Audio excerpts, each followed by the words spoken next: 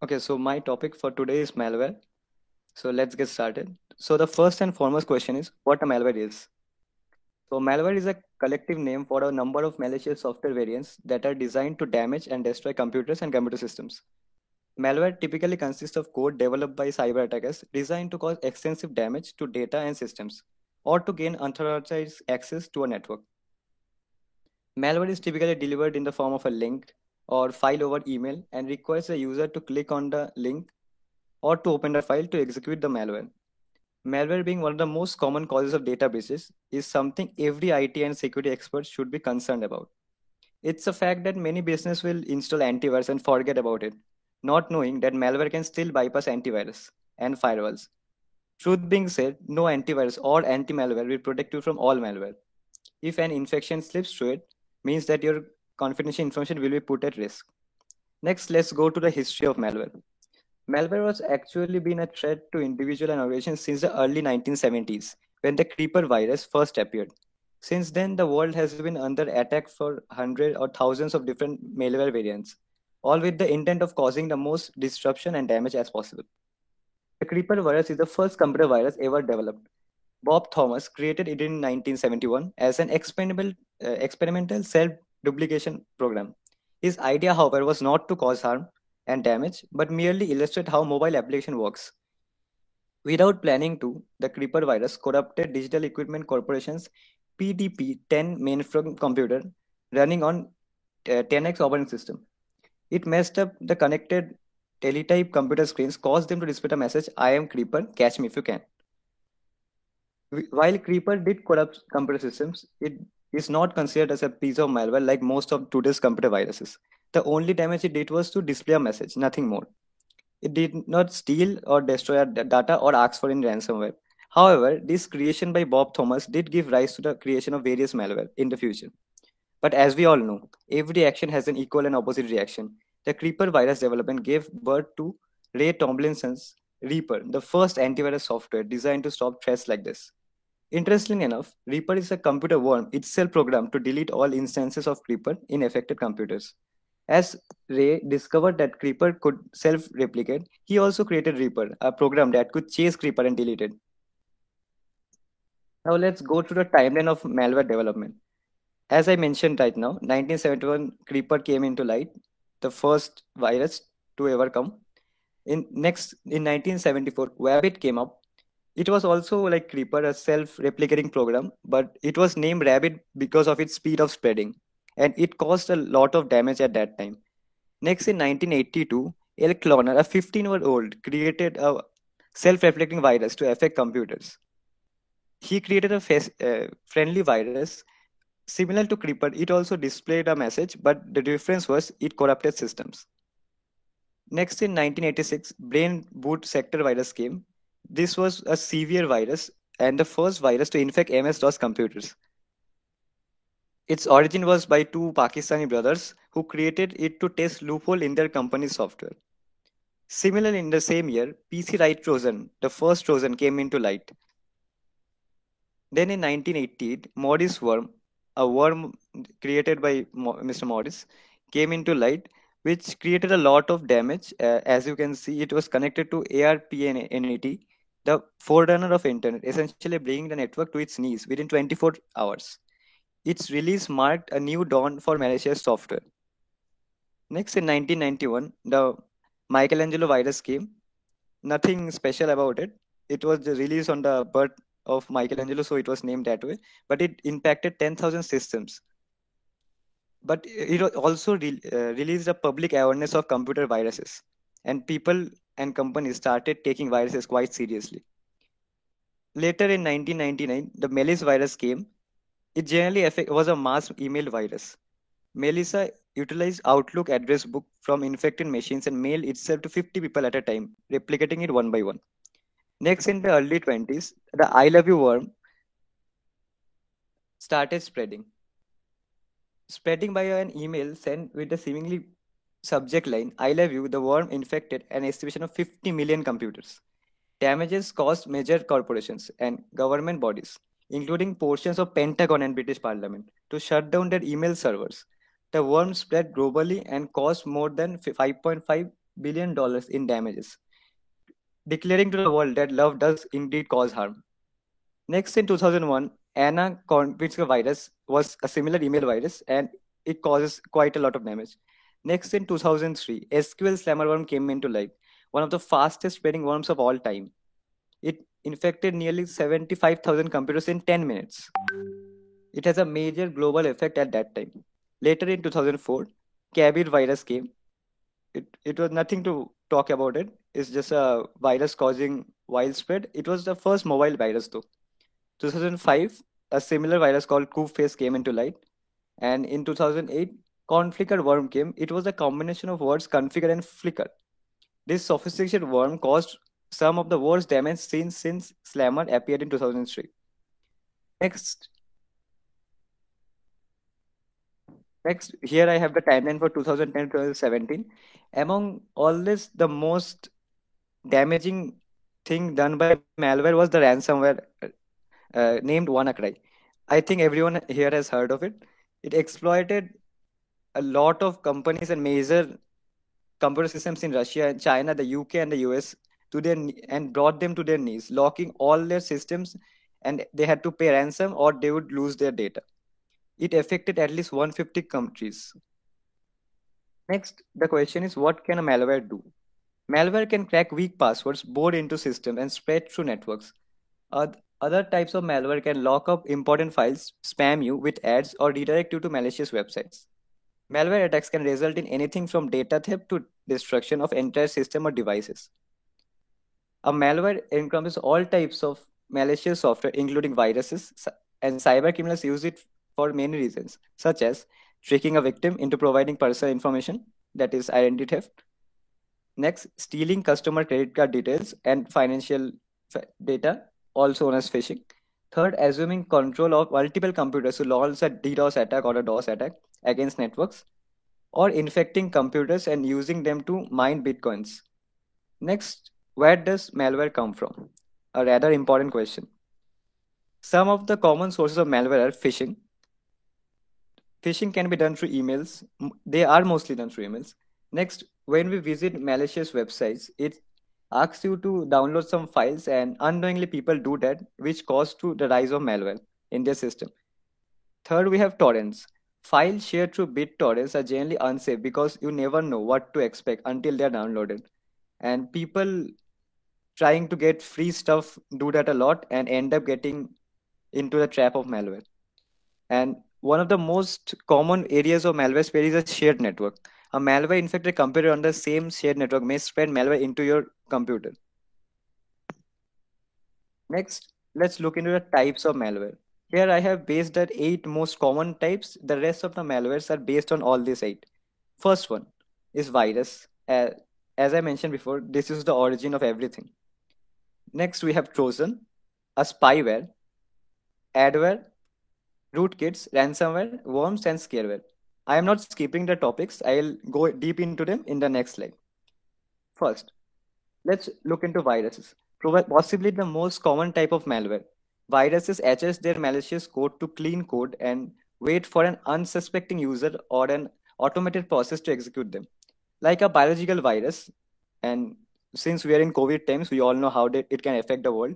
They can spread quickly and widely, causing damage to core functionality of systems, corrupting files and locking users out of their computers. They are usually contained with an executable file. Next, we have worms.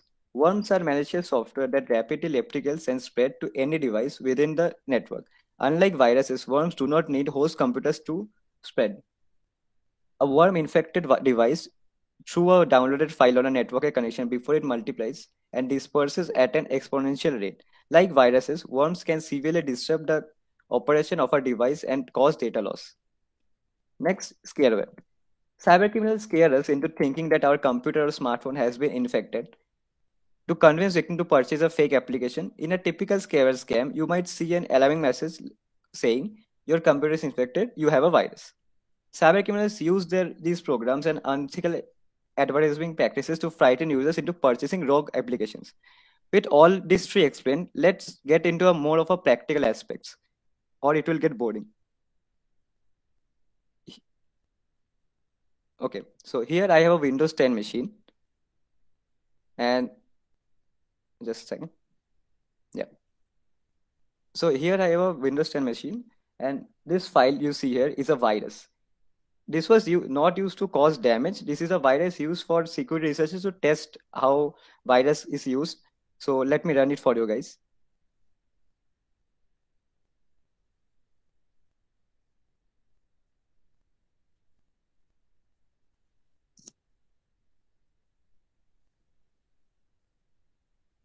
Here I have a warning, since a person should know what they are getting themselves into.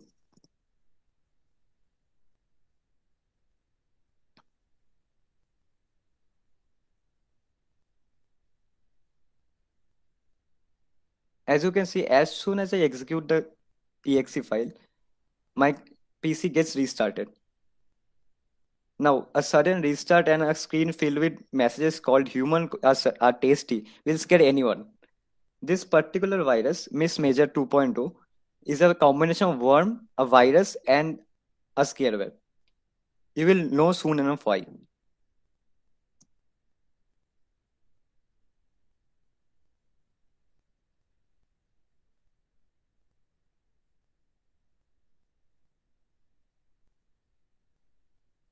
Bear with me for a moment, it's gonna take some time.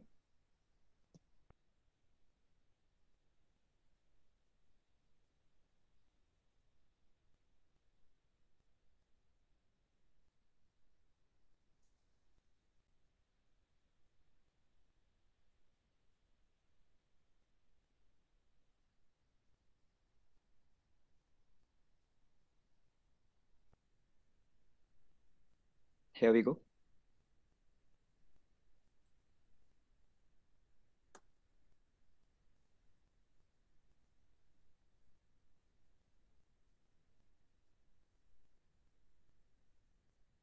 Take a look at my cursor. As you can see, my wallpaper has been changed into something rather spooky, and my cursor is an eyeball right now. So you might be thinking that what's the difference? You can change it back. True, but let's just try doing that. Here we go. As you can see, I can do nothing on my computer anymore. And the foremost solution, restarting your computer, will just cause it to go bankrupt. As you can see, I have a timer right now saying 5 minutes. And if you can hear me, there's a creepy music playing in the background. So here is something called show rules. Just a sec. Yeah. So basically, I don't think you can read the rules. What is written is there is no way you can like remove this virus from your computer. You can try. You have 5 minutes to do so. That's what it says. So in 5 minutes, my computer screen will be toast. So till we wait for it, let's move on with the slides.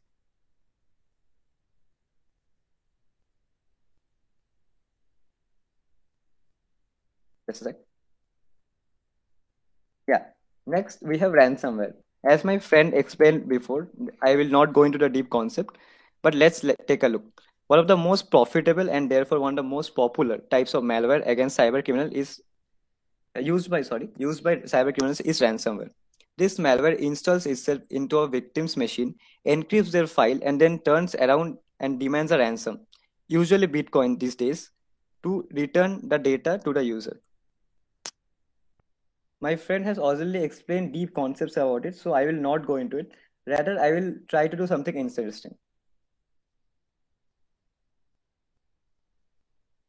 Okay, so here I have a ransomware.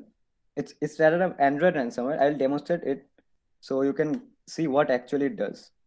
So here I have given information about what kind of file I want to create, and it's creating the APK.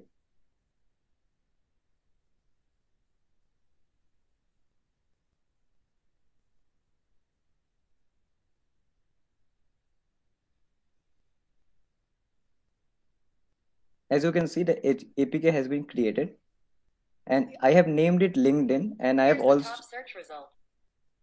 also added a as you can see, ISO icon so that I can easily fool the user. Now take a look at my mobile. Here you can see, here is the file which I just created,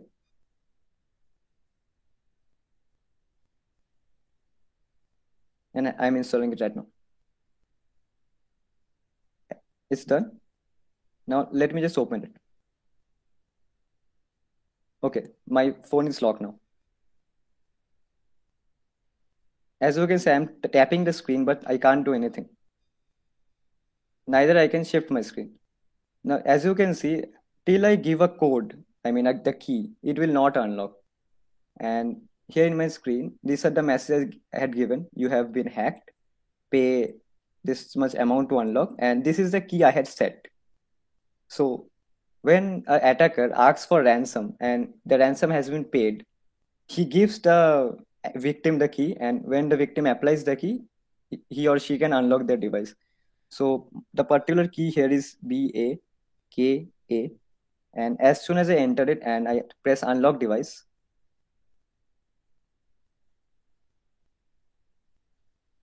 as LinkedIn had stopped, I close app and my phone is back to normal. So that's how our ransomware works. Moving on.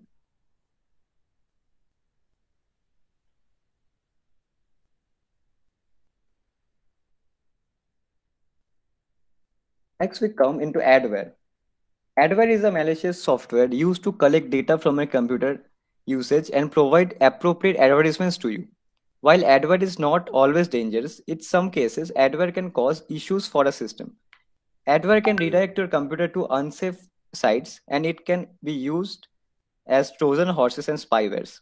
Additionally, significant level of adware can slow down your computer system noticeably because not all adware is malicious. It is important to have protection that constantly and intelligently scans these programs. Now, you might have seen that you are browsing through Flipkart or Amazon and you look up a watch, say. Then you go to a website and maybe watch some videos, download some songs, and there's a small pop up in your screen, bottom or top side, saying the same advertisement which you are going through, that buy this watch. Sometimes you might find it suspicious. The thing is, these websites use your cookies to detect what you have been doing with your computer and uses that to show you ads. Now, adverts can be irritating. I'll show you how.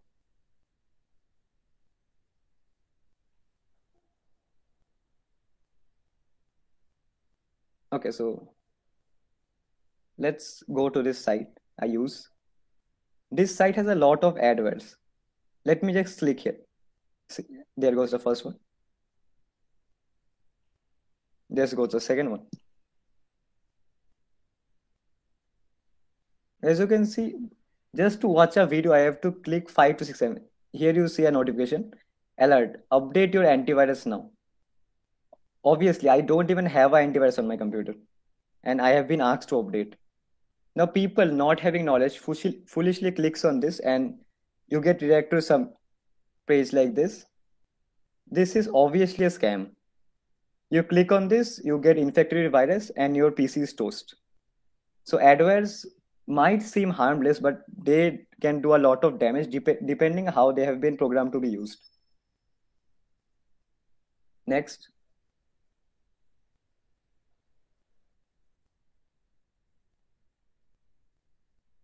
rootkits. Rootkits are deadly things. A rootkit is a type of malware designed to give hackers access to and control over a target device. Although most rootkits affect the software and operating system, some can also affect your computer hardware and firmware. Rootkits are adept at concealing their presence, but while they remain hidden, they are active.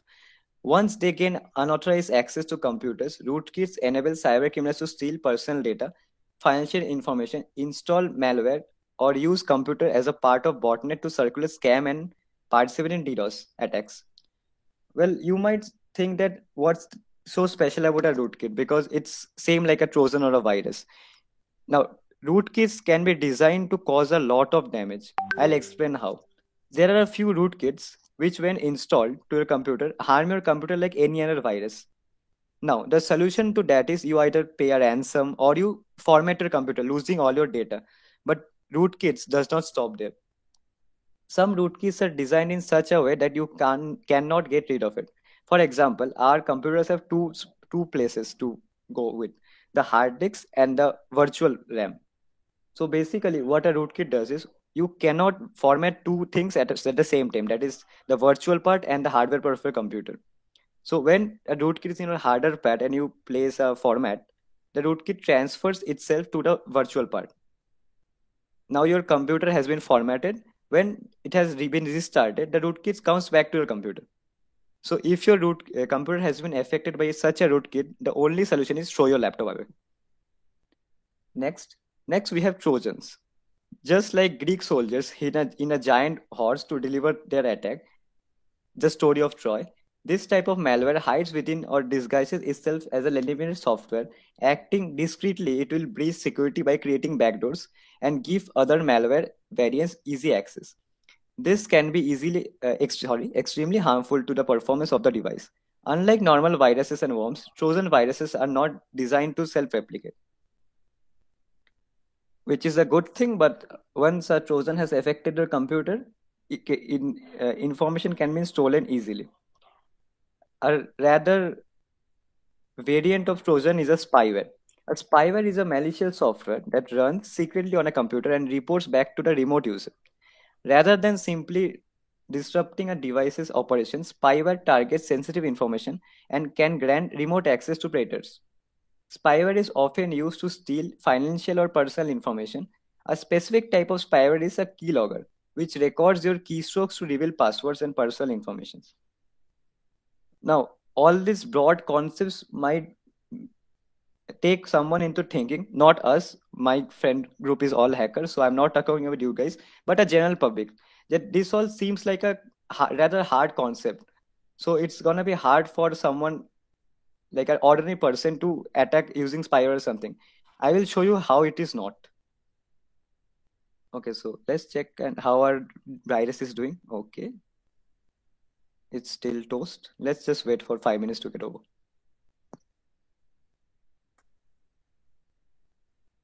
Okay, so yeah,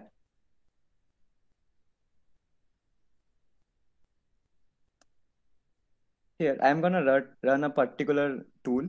It's called FatRed.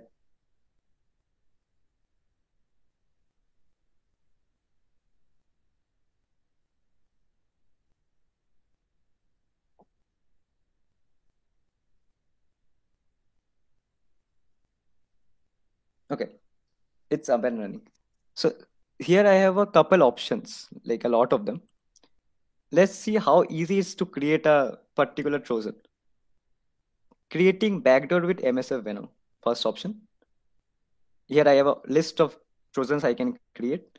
Second option. I have been asked to set lhost, which is already showing here. So not that I have to do anything special.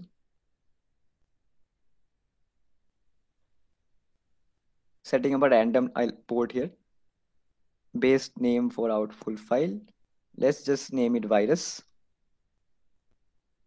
Choosing payload.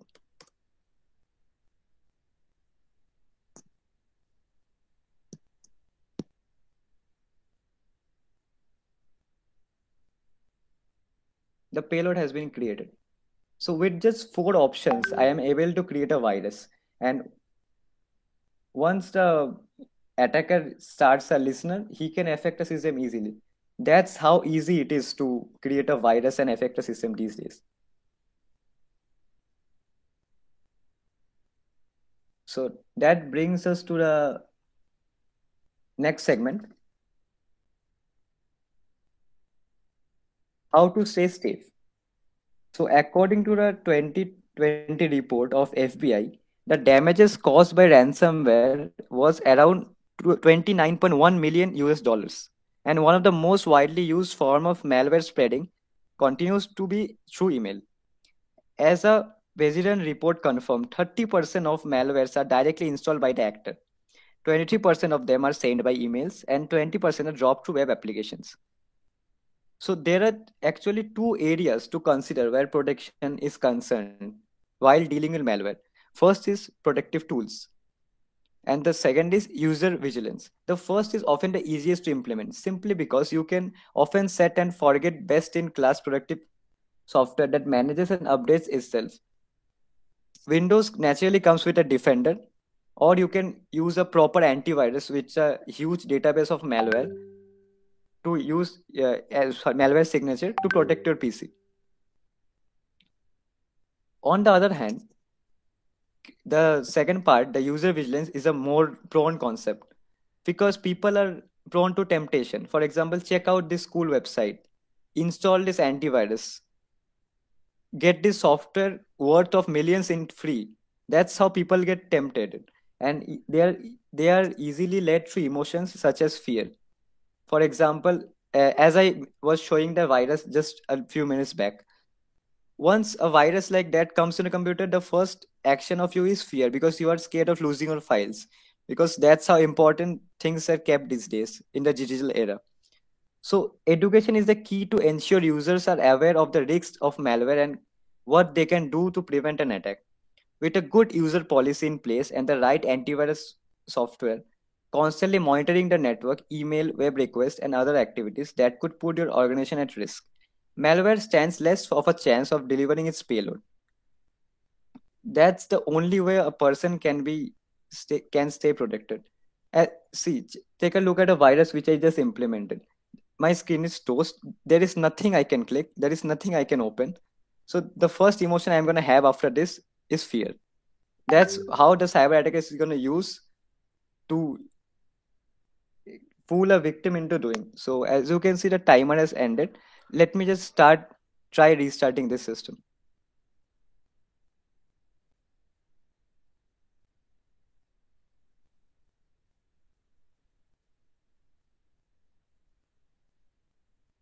Nothing is happening. Let's just shut it down. I'm powering it back on.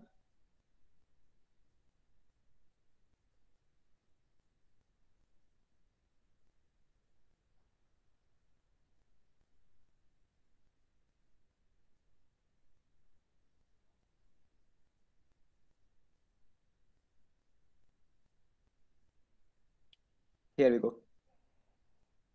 The red screen of death. I can never recover my files now. As you can see, the baseline has stopped working. Windows can't reboot because shutdown.exe is missing. Now, to be frank, when we have a red screen of death, there is nothing that can be done. So that's how much damage a malware can do. So with that being said, I would like to end my presentation with it. Thank you. Any questions?